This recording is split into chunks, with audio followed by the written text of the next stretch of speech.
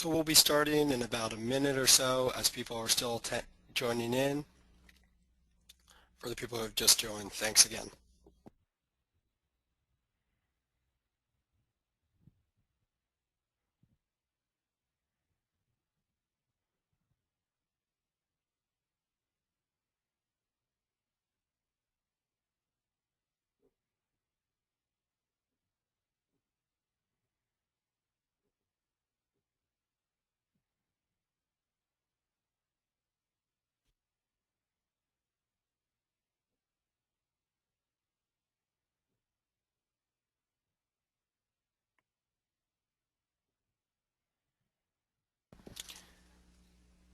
Okay, we're going to go ahead and get started for today. My name is Benjamin Baltrotsky. I'm with eSUB Construction Software. For those of you who don't know, eSUB is a cloud-based project management solution and document control. eSUB got its origins as a consulting firm. For 30 years, we consulted directly to the construction industry with claims avoidance as well as best practice project management. This is why we saw it as a natural fit to team up with FMI and their principal, Jim Shug, on this presentation to show how changes in the industry are now happening and how we're going to adapt to them. I'm going to end for now, and I'm just going to go ahead and hand it over to Jim with FMI, and he's going to take you through these slides today. It's going to last about an hour, and I hope everyone gets a good education from it. And if you have any questions afterwards, feel free to reach out to Jim or myself at benny@esubinc.com. That's BENNY at esubinc.com, and Jim will be sure to give out his information afterwards. Jim, I'm going to let you go ahead and take it over. Thanks again, everyone, for joining. I know we have busy schedules. Hey, thanks, Benny. I appreciate it, and hats off to eSUB for hosting this and providing the great service that they do to many of our clients. Thanks a lot. Thanks for your attention in the next hour. I know it's a challenging market out there. I know you guys are all running pretty fast, 180 miles an hour or so. And so I think I've got to applaud you for taking a couple minutes to think about the business. I think that's a critical trait for companies that are going to be successful in the future.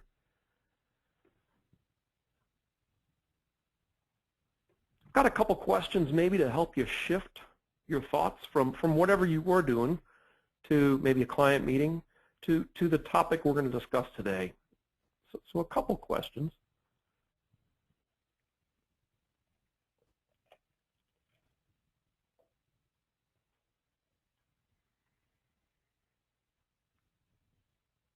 I was in a meeting in Texas Monday and Tuesday with about 6 different CEOs. We spent 2 days, and it was really a lot. The conversation, no matter what we were talking about at the time, estimating best practices or their strategy for the future to get work, shifting from hard bid to negotiated work, it really continued to adjust. No matter which topic, we'd evolve back to how do we change the company? How do we change behaviors and habits in the culture? And that's often the challenge that we as CEOs, we as leaders in our industry face. Typically our money is made on projects, and so we're very, our center of gravity is on projects and building the project. And so to build our company is often a challenge. And so I'm hoping to take a couple minutes, give you some insights. I think a lot of this you've heard before, but I'm hoping to share some new thoughts. What I'd ask you, if you haven't yet, we've shared our 2014 construction overview. If you want a copy of that, this is really a follow-up to that. So that's a very in-depth 70 or 80-page report that details what we're seeing as trends and market forecast information. And so I'm going to hit some of the highlights from that today. If you're not at all familiar, so FMI we've been in the industry 60 years. We've only worked in the construction and engineering space. And so I travel extensively. I guess I have a high tolerance for pain, especially with this polar vortex that we're all experiencing. It's 45 here today. I made it back today from Maine. I made it back here today in St. Pete, Florida. It's about 45, so it's pretty cold for us Southerners. And so look, I love working with contractors and helping them solve and implement solutions to their toughest problems. And that's really what we've got here in front of you, and that's what FMI has done for a while. I work across the U.S., and we've got about 130 of us total in the organization across our business. We did a research project some 2 years back, and one of my clients was participating in it and suggested this quote. And I think this is really the thesis of our discussion today, that we've got to adapt, and how you adapt is of utmost importance. So in the past, I'd assert to you that it used to be about catching up to what everyone else did, or getting in front of them and then staying. And so maybe there was a new tool you'd implement and then stick with it. It was a while to change to that, but once you got that competitive advantage, you kept it and you were good for 3 to 4 years. What we're seeing today is there's a constant amount of adaptations that we've got to continue making. And so I challenge you to think about your skills on how to adapt, your culture, how innovative we are as an organization and as a leadership team to adapt and adjust on the fly, because that's going to be, the change continues to hit us faster and faster. And so for that, I think the CEO says it well. In order just to survive, we've got to be great at adaptation. This gentleman, I think I saw on the way to work, he's an engineer, design engineer, so I snapped a picture. But hopefully you guys have seen better quality in the documents that you use than what I've heard. But the designs, the engineering, etc., has gotten more challenging. And so our start point as contractors, subcontractors, is often blurry. As you know, the demographics and attitudes, we'll speak about that a little bit. But these are these delivery methods. Last week I was with a big group in Jersey and addressed a group of contractors there, and I say half of them had been involved in some form of integrated project delivery. And that's a big shift. Typically, I don't hear half of the audience. I'll probably see a couple hands go up, but it seems to have hit the Northeast a little bit. And so there's a ton of changes in front of us. And as leaders, we've got to try to figure out how to adjust or adapt to that. Now, you've got Kermit Baker, got a lot of respect for Kermit Baker, real smart guy. Ben Bernanke, another very smart guy about what makes the economy tick. You could agree or disagree with his policies, but I think we'd all agree on the fact that he has the resources, the training, the knowledge, access to information instantaneously, and yet Ben Bernanke said this not too long ago.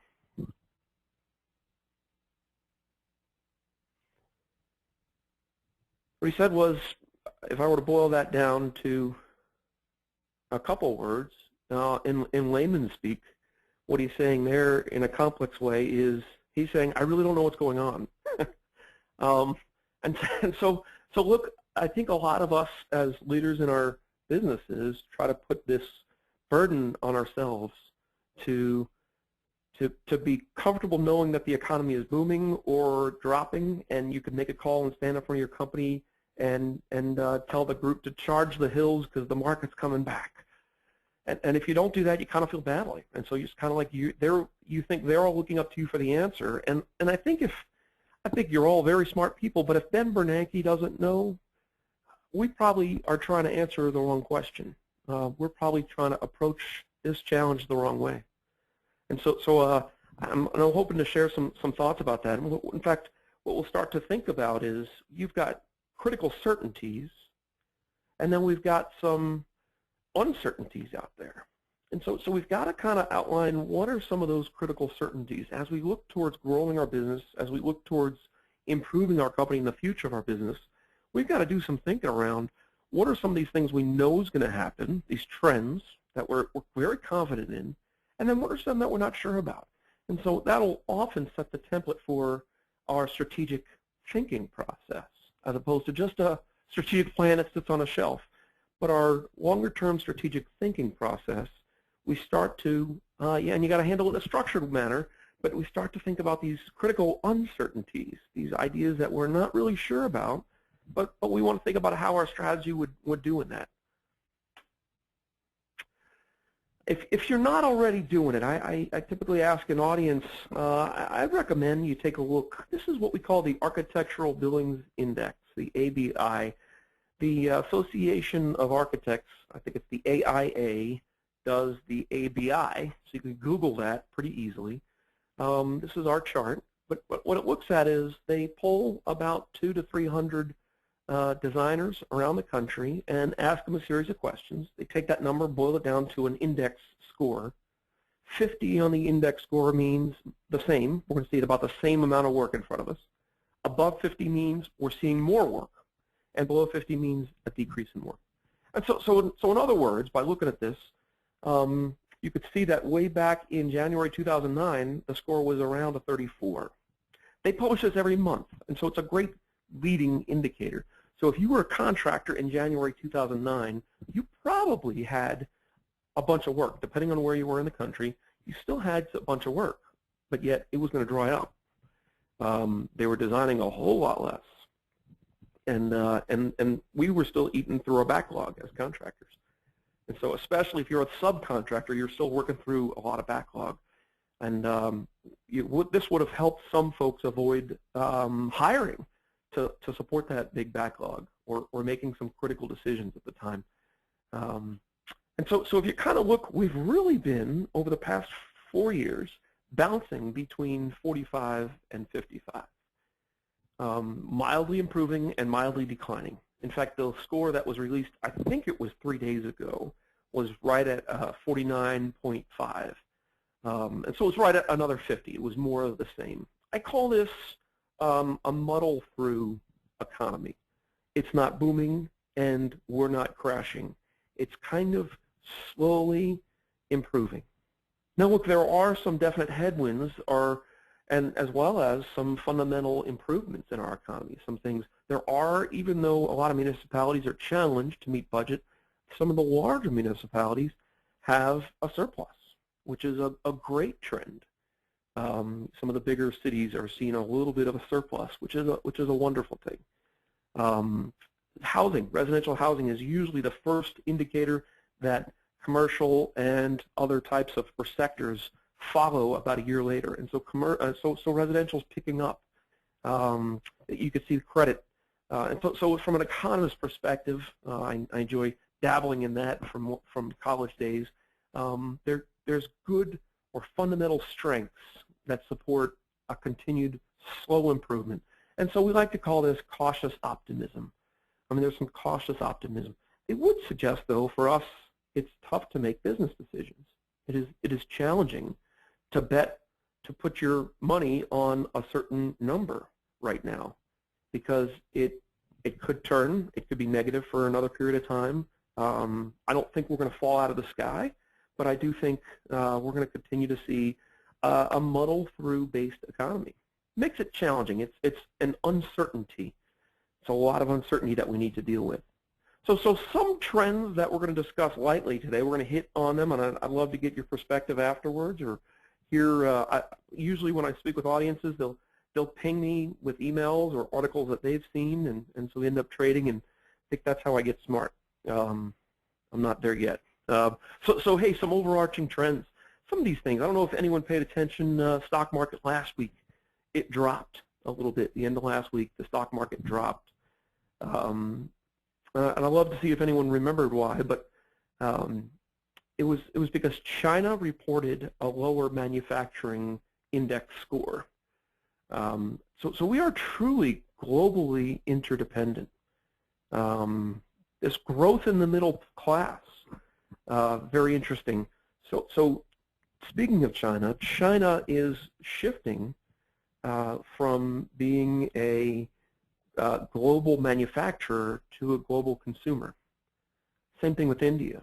I mean, there's so many people in both of those major regions that are improving and jumping up a class of spending. They're going from a very poor to consumerism that they've got between cell phones and some laptops and internet. They're now shifting to becoming middle class. And so they are truly consumers of Coca-Cola and iPhones now, and computers and clothing. And so you'll see more and more of that, that we're going to end up manufacturing and shipping to support that market, which in a lot of ways can be very good. It can be a great overarching trend for things.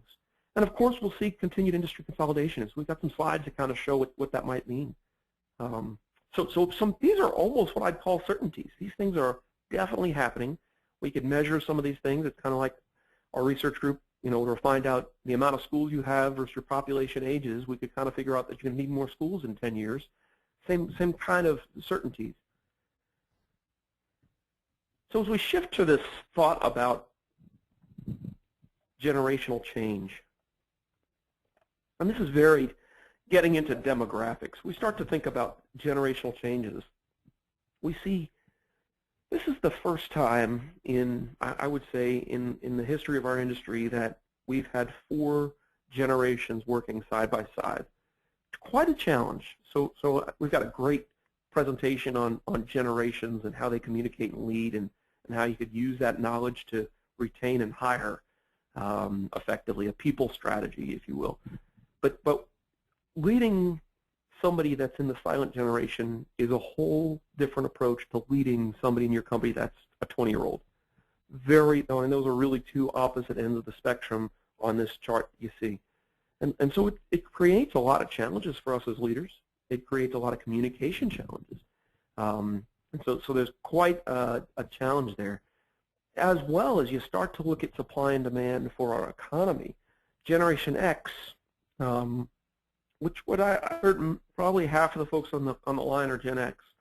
Gen X is a smaller generation, and millennials is a booming generation.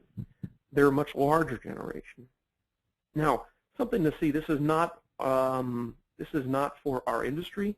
It's a little disappointing to see. You see the size of the millennial generation there.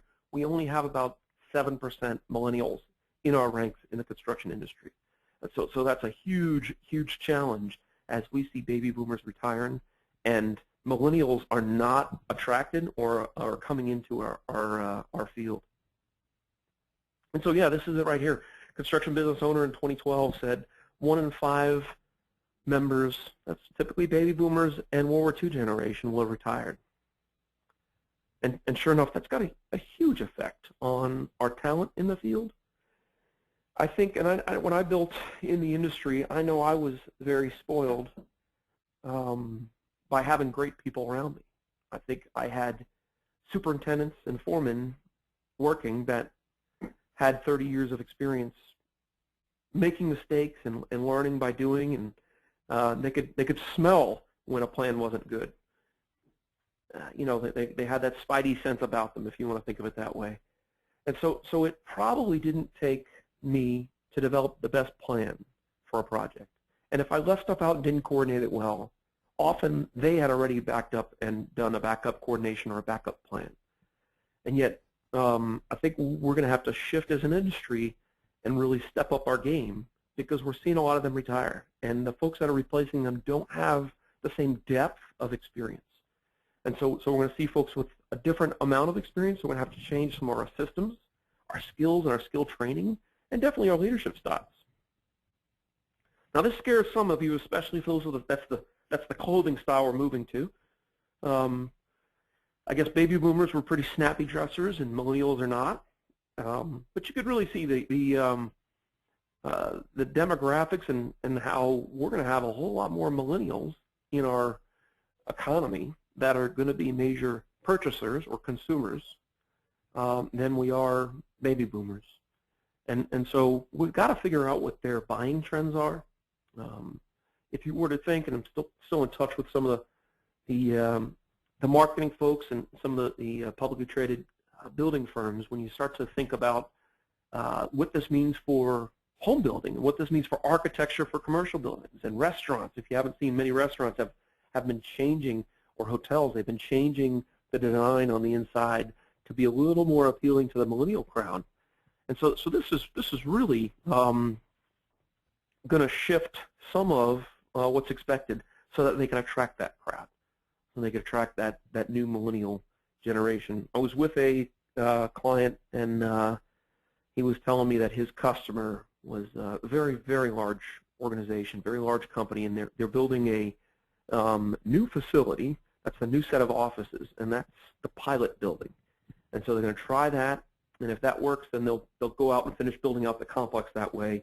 And the thought is to make it as the facility, they're trying to make the layout as collaborative, to create a collaborative creation or synergy within the office, a creative synergy, and so they're going to measure that somehow, and if that works, then they're going to build the new office that way. If it doesn't work, then they're going to continue to adjust and tweak it to get the results they want. So in other words, this trend is certainly affecting our industry, and our industry not only from a workforce perspective, but from a consumer perspective. And when you think about the workforce side, here's what, when you pull all these trends together, it really means the labor market's heating up. And I've heard that. I've gotten folks reach out to me and, hey, do you know somebody that can do these things? Do you know, especially when you get into the specialties. When you get into specialty trades, it's even more challenging to find folks that have experience. So the price or the cost or the salary of folks with significant project experience is moving up rapidly. We've got a compensation group that studies compensation. They do a phenomenal job. They study and then design compensation plans for companies. And so we're going to keep tabs on what salaries are doing. Up till now, the project manager salary has not increased rapidly, but I'm betting on the fact that it's going to jump up. I mean, the anecdotal discussions I'm hearing is that it's to attract one, folks are stealing talent from each other in some markets, and they're doing it with a whole lot higher pay. And so look, you've got this challenge. You certainly have this challenge that's going to mean that in order for us to get work done, we've got to be able to crack this labor shortage problem. We've got to figure out, again, if you don't yet have a well-developed people strategy, I'd challenge you to start thinking it through. I mean, bring your leadership team together, bring your senior team, and get them to, and really challenge their thinking about what we need to do. I come with a background in the military, and so I kind of, as a large institution, the Army, the Department of Defense, very large number of bodies, they have to rely on demographics to feed. We need soldiers. We've got to have X number of thousand soldiers, and they're typically 20-year-olds. And so if you watch, the military has shifted its recruiting methods. Again, it's had to do enough studies to figure out that they can't continue to use the same pitch to recruit. They've got to change it to target this new generation and attract them. We've got to consider the same thing for our industry. In my experience, some of you maybe you've taken my last discussion on Generation Y in a negative light. I think very, very highly of Gen Y. Just a phenomenal group. That's what our industry needs. And every experience I've seen so far with my clients that have well-developed recruiting, retaining programs, once Generation Y gets to experience our industry, get to see and work within a construction company, they typically love it. And it fits many of their needs as a generation. But it's getting them in the door and getting them to enjoy it first, getting them in the door, to getting them to be part of it first. That's usually the toughest part. Otherwise, we typically do a great job retaining them. So we'll look at some areas. So certainly, if you're on the West Coast, you're no stranger to those major corridors or major megapolises. I was just in Texas, which continues to boom, the whole Gulf Coast, Houston area, as well as Dallas and the I-35 corridor, the Fort Worth area. If you're from that area or know that area, the spending on highways has been phenomenal. And I think that program continues for another 10 years. And they're just ripping out, repairing, and replacing and widening every highway in that area. And so it's a little harrowing, especially if you rely on Neverlost or Siri, because sometimes their directions don't match the construction changes, so it's kind of scary. But if you look, these are each areas that are going to have a population of at least 10 million by the year 2040. And these are projections, of course, by Virginia Tech. They do a great job. But if you look at the Northeast Corridor, of course, that Chicagoland area, Generation Y is moving towards the city. They want to live, work, and play in the city and shop in the city. And so you're going to see some of that. You're also seeing a whole lot of immigration into these major areas. This is where the work is. There's a flight back to the cities and away from the suburbs. And so we're starting to see that. And again, so the infrastructure here supports these things, and hopefully if you're an infrastructure contractor, hopefully if yours doesn't and isn't good, maybe we'll pass this slide around to your public agencies and get them to realize that they need to improve the infrastructure if they're not already. We'll talk while I'm looking at this map, some other two, well, one or two big trends is the shale gas revolution is changing a whole lot. And so as you look at this map and you overlay on top of this, I don't have it, but you overlay on top of this the shale gas and the shale basins, you could really see some areas that are picking up and how that's going to improve their economy, the infrastructure around it, the spending. Of course, that means more hotels and more offices and businesses in that area. And so that's got a major impact, and it will for the next 10 or so years, as well as the Panama Canal down south of the great Florida Peninsula down there. The Panama Canal just south of that is broadening and widening, and so as a result, you're seeing a huge amount of bigger ships can go through. You're seeing all the ports on the East Coast have major expansion efforts. And not only does that mean marine contractors will see work, but those expansion efforts also mean that we need rail, we need transportation, we need facilities, et cetera, to get any of that product from the coast port line, say in Baltimore or North Carolina somewhere, or Jacksonville, Florida, over to its destination. And so it really does mean that's another major trend that we're seeing some companies get in front of today. We are seeing something called convergence of design and construction. There's a lot of reasons this is shifting. I think the larger companies within the engineering community realize that there's a shift towards design build in some markets and for some major customers. And so in order to do that, they can take a back seat as a designer, which is often the role, or they can attain the skill sets and attain the ability to construct. And so you'll see 17 of the top 25 engineering firms have developed construction arms. They're now in the contracting business.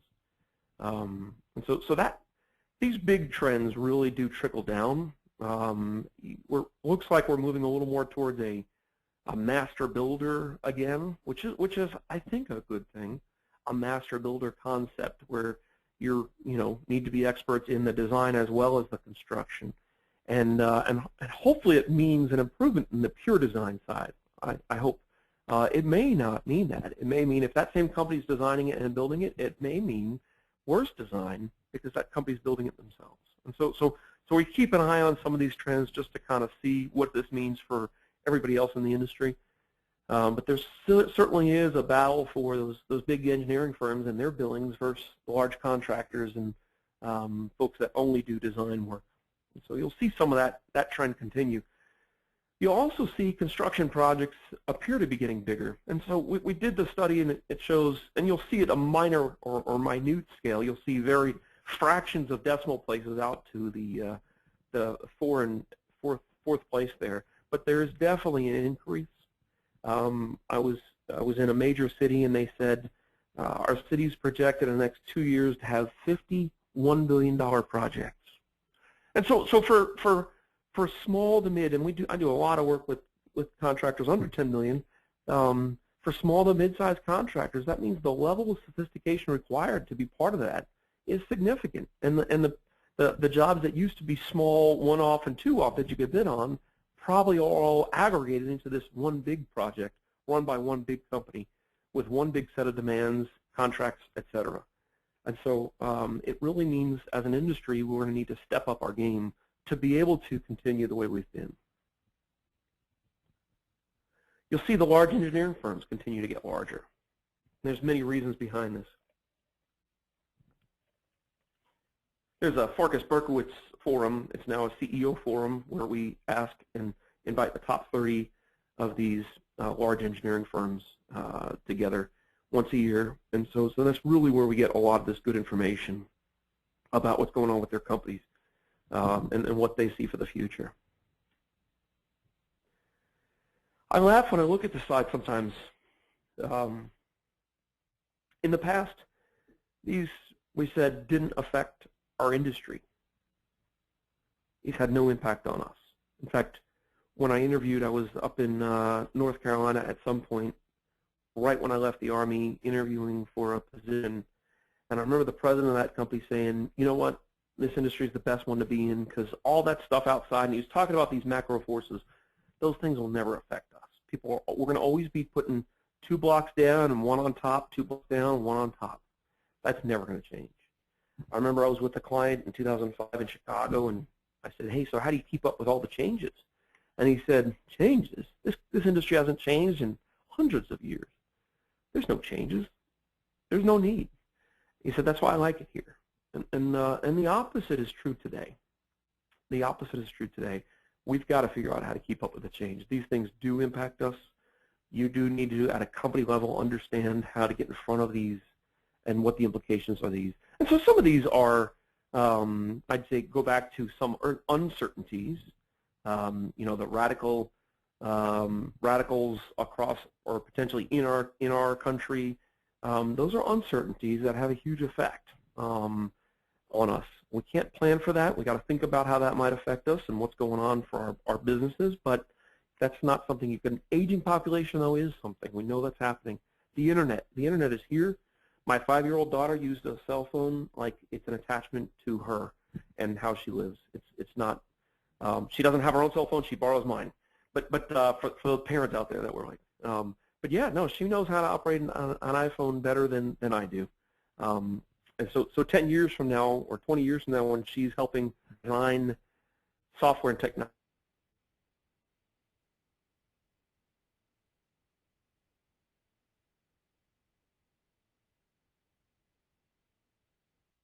we're interested to support and make sure our company is better, faster, and cheaper. And it's easy to think about just putting our head in the sand. You know, we're seeing some of these trends. There's a lot of uncertainties. In fact, many people would say that we live in a, it's called VUCA, but volatile, uncertain, complex, and ambiguous marketplace. It's a very, very challenging environment. It often means, as a leader, we've got to decentralize even more. We have to empower the folks that work for us even more. And if you go back a couple slides, it said, hey, we got a talent shortage, and it's harder to find that generation. Some of us think that's even a bigger challenge. If I've got to decentralize to them and they're not ready for it, what are we going to do? And so there are ways to approach this. Good quiz question, and so I don't want to do a formal poll online, but again, maybe introspectively or talk there in your conference rooms about what leadership mistake have you seen?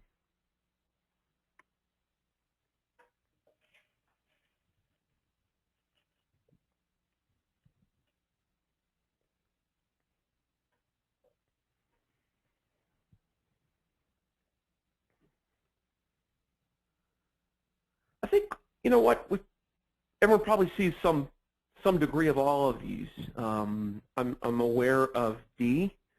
It seems to be happening. Our industry is a year or so lag behind the broad economy. And so as the economy starts to pick up, we don't hire right away. We usually take on more, bid more, try to do more. And what we often see with most mid-sized firms is we stretch as thin as we can before we have to hire, especially in this age of uncertainty. I think those are natural reactions, but it means that the people we have that we're stretching, we're going to keep stretching them as thin as they can until they come to us and say, hey, boss, look, I'm burning out. And that's when we say, all right, well, we got to think about hiring. And then hopefully we hire in a good enough period of time, we hire the right people, the right fit, as opposed to last minute hiring the wrong people because we need somebody that suddenly. So we've got to start to think about how we're going to manage these things and how we're going to lead differently. Go back to the letter E there. If you think about the Ben Bernanke discussion we had a couple minutes ago, because of the uncertainty, it's harder for leaders to communicate openly about what's going on. It's not always good news, and it's a challenge for, again, for you all to stand in front of your company and give them a clear direction. Some folks 5 years ago started beating the drum about how we're in a downturn, how we got to cut costs, how we're not going to survive unless we ... how we got to really cut thin to make it work. And we've been beating that drum for 5 years, and it's worn out. It's not having any effect at all anymore.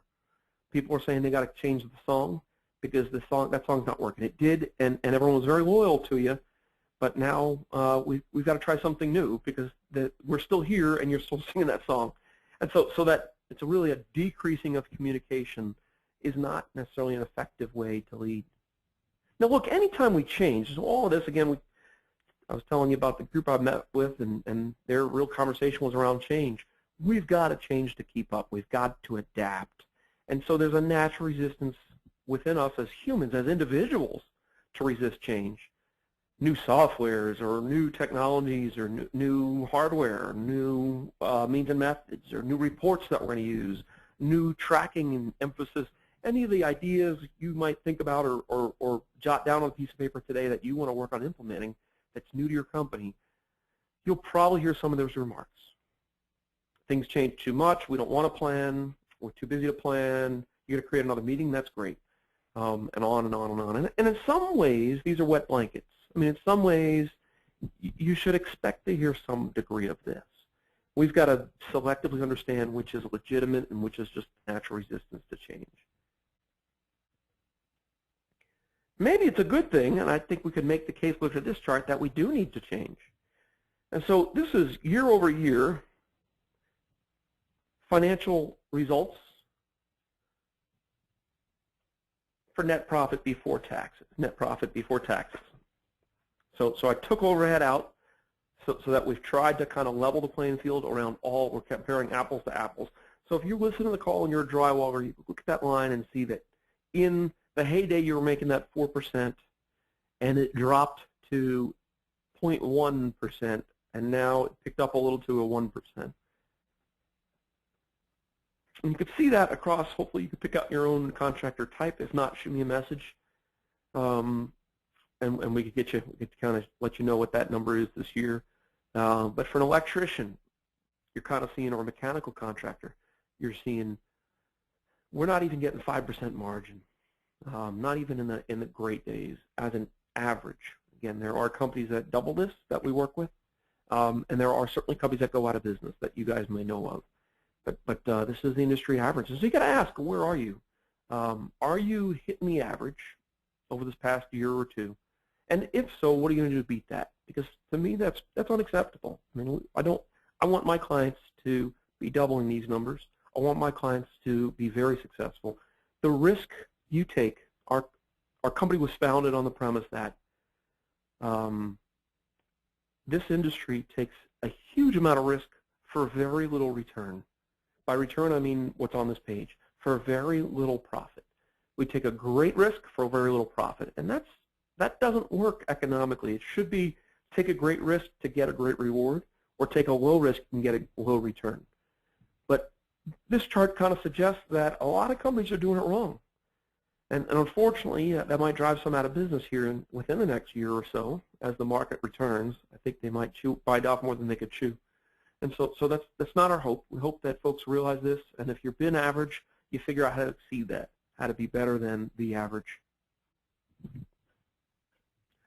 So we think about the 13 levers on a road grader and kind of say, all right, you've got all these options, which levers to pull, how do I make the company move in the direction we need to be successful? And one place to start, Simon Sinek has a great TED talk, if you haven't listened to it yet. But Simon Sinek kind of talks about this golden circle concept. And it's really, he says, this is really how the brain is wired. The meat of our brain thinks about the whys, not the whats. And so if your company tries to sell on the what, well, you got a lower price, and we're the on-time, on-schedule, on-budget contractor. That's not really going to inspire anybody.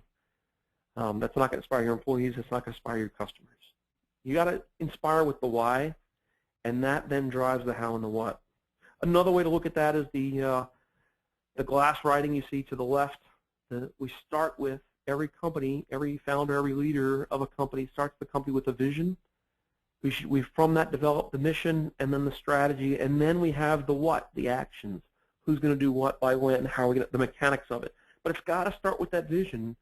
A great friend of mine in the industry runs a business, and he's a very high touch, high quality, very engaging and passionate, loves to applaud his subcontractors, loves to applaud his customers.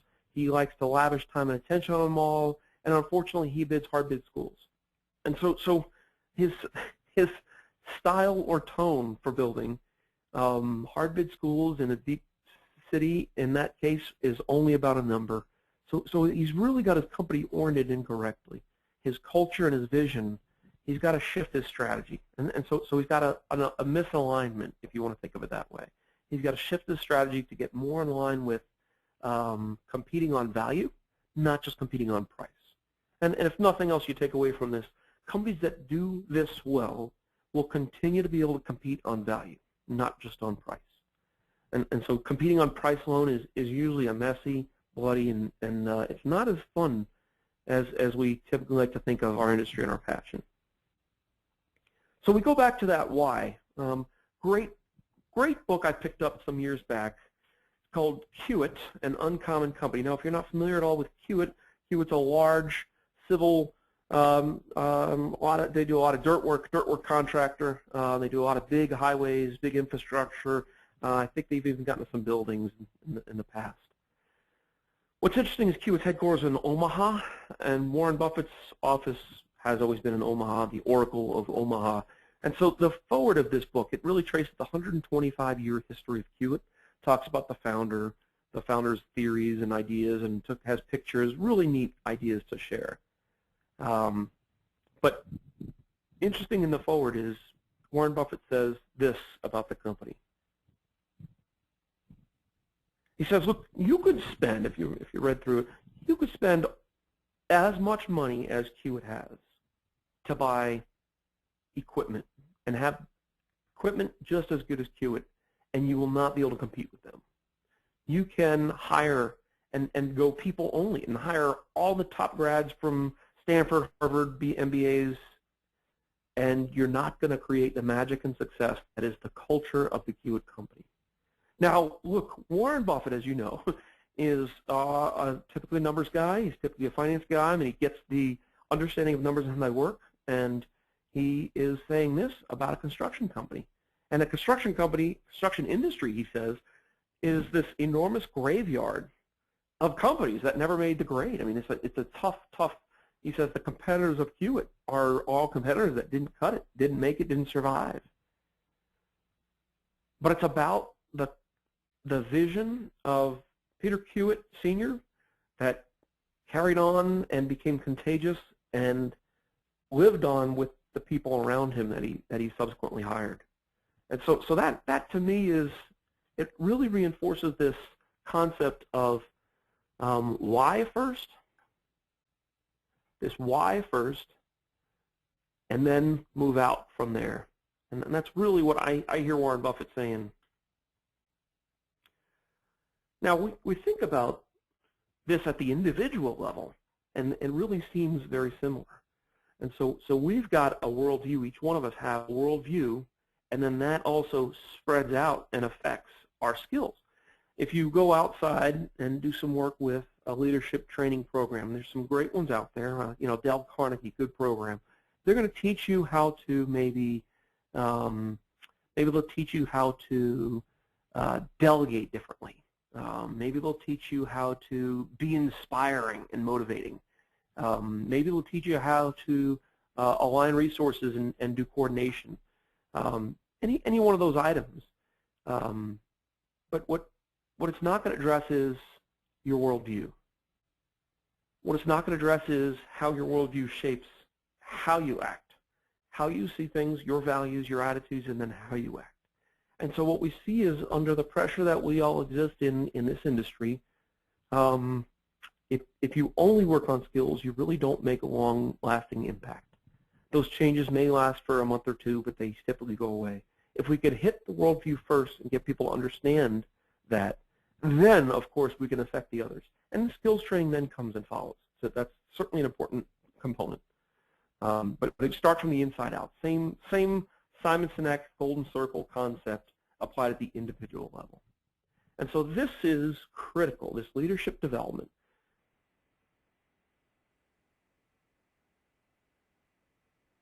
U.S.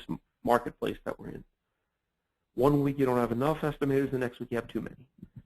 And that's very common for what we're seeing in this environment. It's the slow crawl, it's the muddle through, it's the bouncing back and forth between 45 and 55 on that ABI. Again, you look at the project managers. Now we think about how do we take our project managers and make them business managers. We've got a project manager academy that we offer typically in Denver and in Raleigh, North Carolina. This is a pivotal position, and we'll see sometimes project managers typically evolve. When we think about some manager skills that plan, organize, and control versus leadership skills, set goals, align resources, motivate staff, the project manager is typically stuck right in the middle. What is required from them are skills somewhere in this range, as you could see. Right in that range is what's required from them. And so that's tough. Some people are very good at one of these or the other. And what made them good and promoted to project manager is usually that they were good at these. And then all of a sudden we're promoting them and we're expecting these.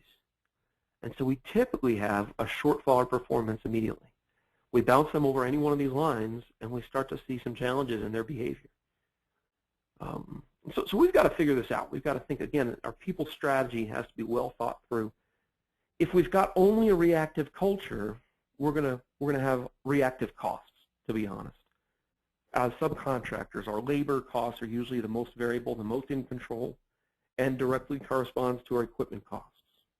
These costs, if all we're doing is reacting, now we all want to have a get-it-done mentality and culture, but too much get-it-done mentality and culture means not enough planning.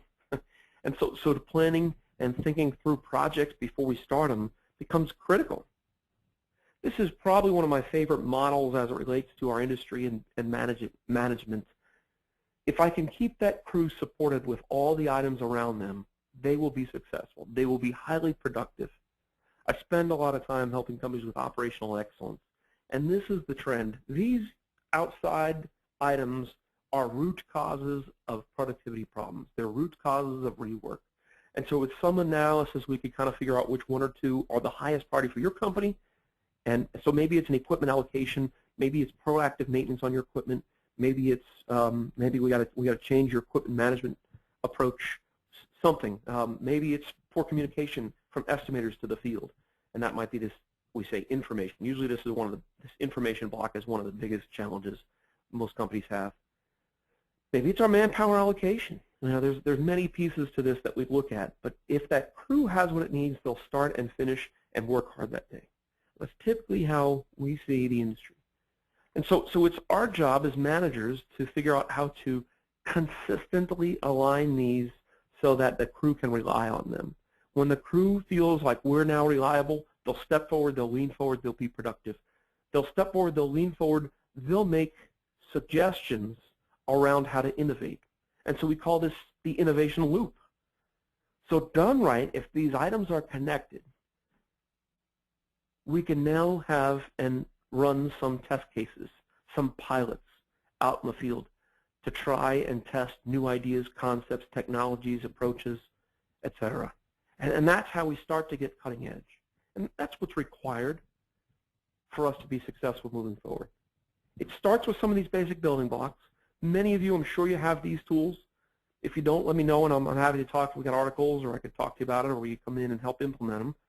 But this is the building block of productivity. So with these done right, and it looks different for every company. I would be lying to you if you said there's one cheat sheet. There's a different approach. These systems must support your strategy. Some trends within our industry. The IPD, I said, integrated project delivery. It's really spinning off from some of the bigger hospital construction jobs. Lean. Now lean. I'm a fan of lean. I'm lean qualified. We do a lot of lean type work with customers. Lean Six Sigma is an important thing. Bechtel spent probably $35 million on Six Sigma and lean implementation back about 10 years ago. So very powerful. But I think it was very similar to the total quality management from years back. And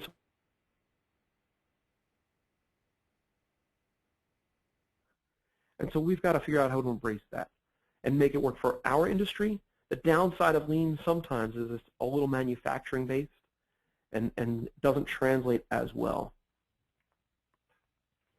Building information modeling. I do believe most folks are seeing it. They see the challenge around BIM is whether or not you're getting value from it, or are you just answering the mail and using it as a marketing tool for your customer. And so there's a difference there. One is, and it's not a cheap investment. It takes some time and energy, but some of the great subcontractors out there are using it to their advantage, and they could use it right in collaboration with that prefab and modularization. If anyone knows MMC, mechanical contractor, built the Crystal Bridges Art Museum out in Arkansas. Beautiful facility. They used Total Station TSI, and it cut their layout costs by 300%. Now look, you can't, if you're not using that, you can't compete. You'll think that you have to compete on price. They're not competing on price. They have a bona fide, reliable system that enhances and reduces their costs. So they're not cutting their profit margin. They just have lower base costs. And so if they're able to cut their layout cost by 300%, they are able to bid that job cheaper than you are and still have a profit margin on it. And so again, this time of innovation on bid strategy and pricing strategy has a big effect on how we see our competitors in the market. Too many folks have assumed in the past that our competitor is just chopping the price, they're bidding it at price, and there's no way they're going to continue. But those companies have continued, and maybe it's because they've innovated. They've adapted, and they've figured out how to adjust and decrease their labor costs. I've got a couple slides. I'm not going to spend a lot of time on them. Some of these things you may, but some of the materials out there are phenomenal. The carbon fiber nanotubes, phenomenal. It's definitely going to surge or change or shift the weight, the strength, etc. Some of the materials used, and we're seeing that on some high-rise type application. You could see the BIM, IPD, Lean, and Prefab. Out of 800 AEC professionals, you could see the effect it has on their overall project. There's some neat videos on YouTube on some projects. You know, hospitals being built modularly in China in 30-story buildings built in 15 days.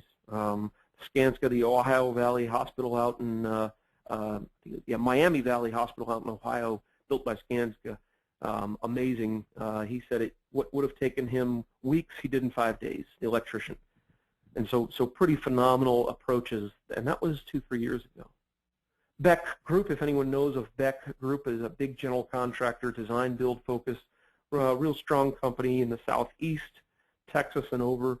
And Beck leaned forward and said, hey, we're going to come up with our own technology because we believe in it. And so really what Beck has is a BIM that's also cost and schedule loaded. And so it's pretty phenomenal ideas. They can help design. They do a lot of their own architecture.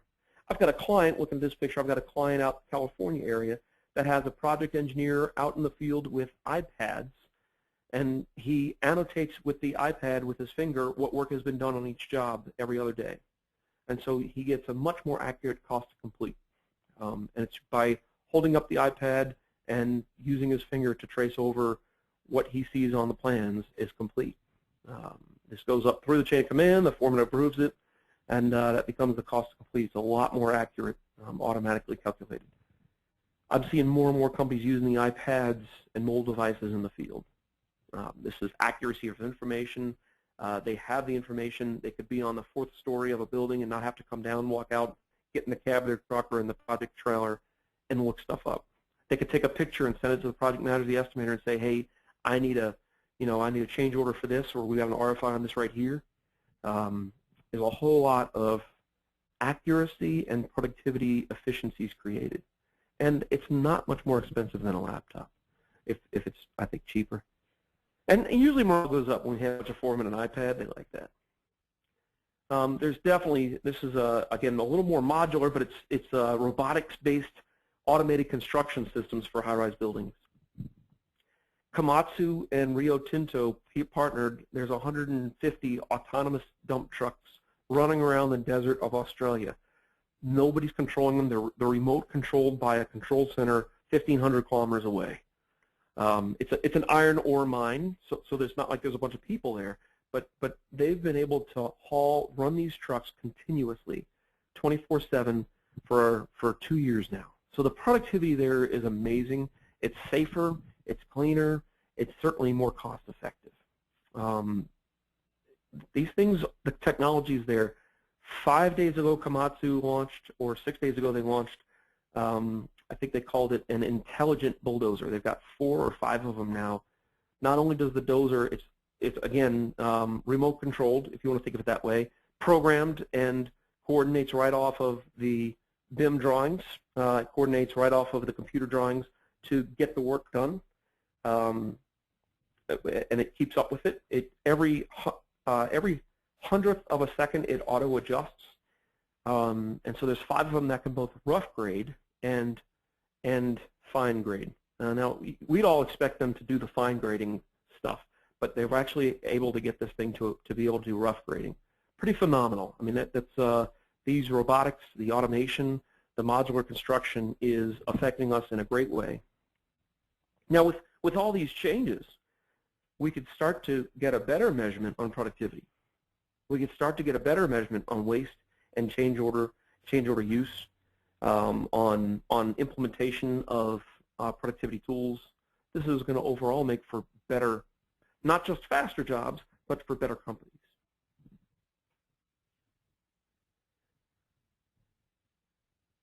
And I could tell you story after story with some of these things, but in the interest of time, they're good pictures to look at and pretty neat. I've got a company that does up in the northwest of the country, does a lot of modular construction for big industrial companies, and so that's really they just ship large sections of this job at a time and plop them into place on site. Probably a little more sophisticated than plop them into place, but look, I mean, what a difference that makes than having all your folks on site. If you want to think about a Boeing plant, they've now started to, the 777 is painted, the exterior paint is painted by robots completely. And so it's safer, you don't have to worry about that chemical paint. It's easier to get a robotic arm up and around the top of a plane or on the hard to reach areas. It is amazing cost savings for everybody involved. The Internet of Things, if you hadn't heard, Google, this is my last 3 slides, so hang in there if you could. Google just purchased, I think it's Nest, which is a smart thermostat and smart home type of technology, home controls technology. And so maybe as you drive home, your phone tells your sensor back at the house that you're getting closer to the house, and it adjusts the temperature. So when you walk in, not only is the radio playing your favorite song, but the temperature in the house is the right way, and the oven kicks on to start warming up. I mean, you know, this is the Internet of Things that I'm describing. I don't know that it's all there, but we're moving that way. I think I've got some younger daughters. My younger daughter's generation, I don't think they're going to call it Generation Y anymore. I think they'll call it Generation Connect, because not only are they going to be connected to each other, as I drive through town and I run across, my phone will pop up and say, hey, Jim, there's a sale at this store right here. You know you like to go to Bass Pro or Cabela's. They're having a sale on these things. You said that was on your list of things to buy. Now's the time to stop in and get it. Oh, hey, Jim, so-and-so, your friend, is at this restaurant eating. I know you wanted to have a meeting with them. You know, this is Generation Connect. This is where we're heading. Obviously, we know about cloud technology. It's amazing. Benny and his group there, you guys are the smart ones that I rely on to help me with some of these technologies. But beacons, you go to a mall, and I think beacons are now in use. As you walk past the mall, it can reach out to you and tell you they're going to have a discount on your favorite item. I mean, that's. I'm not comfortable with the autonomous vehicle concept yet, but I think it's out there and it's been messed around with quite a bit. You see nanotechnology and the biotechnology and biotechnology advances, pretty phenomenal. There was an article I was reading yesterday in the Wall Street Journal that they could take adult cells and adjust them to create stem cells. I don't know the details of that stuff, but these are definitely going to change what we do as an industry. 3D printing, if you haven't caught on to that, there's a library system in Virginia, and that library now has 3D printers for open use. And so I kind of heard 3D in the past, like all of you might have in the news, and thought it was a neat idea, but I didn't realize it was that. Like the library purchased a couple of them for people to use. And so it's now becoming de rigueur. It's now part of what we do. We saw some of those carbon fibers and the nanotechnology, the strength, weight, conductivity, all those things. Renewable energy. There's still companies that are very, very involved in the solar and the wind, and as tax credits adjust, we'll kind of see what's going on there. But I think if you look at this energy storage item, I think these two are very tied together. I think these two items are very well tied together. As we see this energy storage improve, we'll kind of see some of that renewable energy. We know companies that put in some solar paneled wireless receivers across campuses. And so now you've got wireless anywhere across that entire campus, and it's powered by solar. So I think we'll see more and more of those high-end sophistications that are going to affect how we operate. Listen, so my concluding slide is, hey, as job growth continues, we're going to kind of see the economy continue. Job growth has been mild or weak most recently, and so we're going to continue to watch, hang in there with all the uncertainties. Infrastructure got honorable mention at the President's State of the Union. I did mention it, that we have any great solutions, but it was discussed, and so that's a good thing that it's on everyone's radar. I feel strongly that we need infrastructure. Somehow we just got to solve the puzzle of how to finance it, and that's the challenge. And so for us all to be successful, we've got to, this enduring success, not short-term success, but enduring success, requires us as leaders to have vision, talent, and create an adaptable culture rather than just focus on one change that's going to give you an edge for a while. Those days are gone. We need now you to work on your ability to change. The better and stronger your muscles to adapt, the more successful you're going to be in the next 5 years. Listen, I definitely appreciate eSUB. Again, great organization. Benny and the team there, phenomenal group. I know they do a great service. They're up on all these trends. Their job is to keep in front of them, and I think they're doing a great job. They understand how your computer systems can adapt and support these things as well.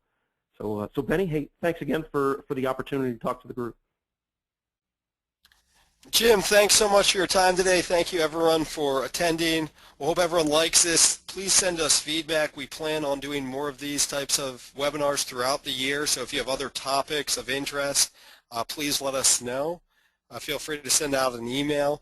We'll also email the group afterwards, seeing if we need, if you guys want any follow-up information. Well, thanks again, guys. I know we ran a little bit over, but thanks for dealing with it, and have a great week. Bye-bye.